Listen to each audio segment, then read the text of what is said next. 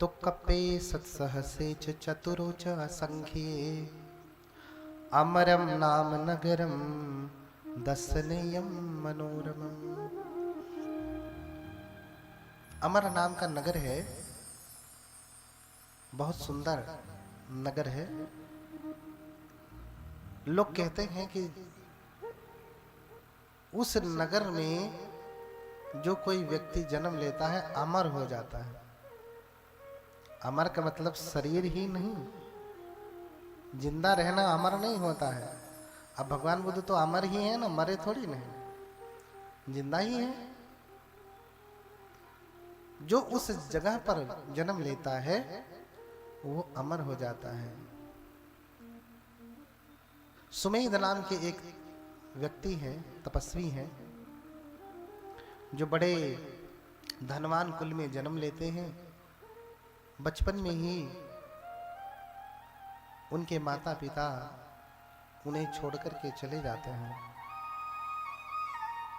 अभी आयु बहुत कम है, लेकिन माता पिता उसी समय छोड़ करके चले जाते हैं। और जब छोड़ करके जाते हैं तो धनवान घर से हैं, और धनवान घर में संपत्ति कई पीढ़ियों की होती है, एक पीढ़ी की नहीं होती है। कुल वंश परंपरा से चली आ रही जो संपत्ति है वो संपत्ति होती है। माता पिता के मरने के बाद उनके घर का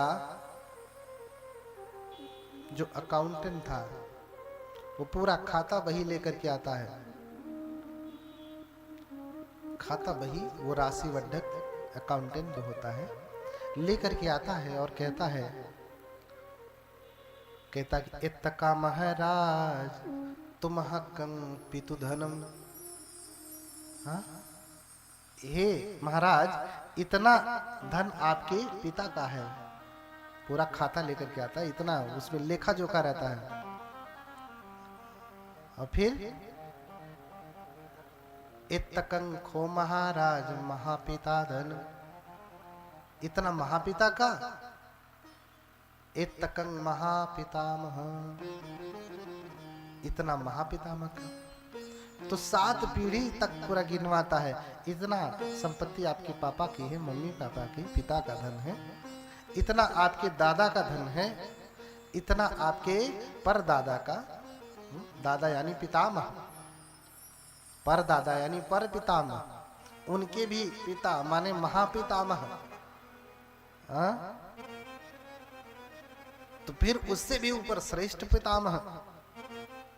तो 7 पीढ़ी का पूरा धन जोड़ करके दिखा देते। और पूरा धन, इतना धन कि अगर वो पूरे जीवन भर उसको खर्चा करते तो खर्चा नहीं होता, इतना धन। लेकिन सुमेध, उनका नाम ही है सुमेध। सु माने सुंदर, मेध माने मेधा, बुद्धि।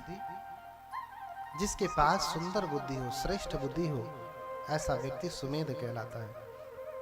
वो सोचने लगते हैं कि इतना धन ना तो मेरे माता पिता लेकर के गए, ना तो मेरे दादा दादी लेके गए, ना तो उनके माता पिता लेकर के गए।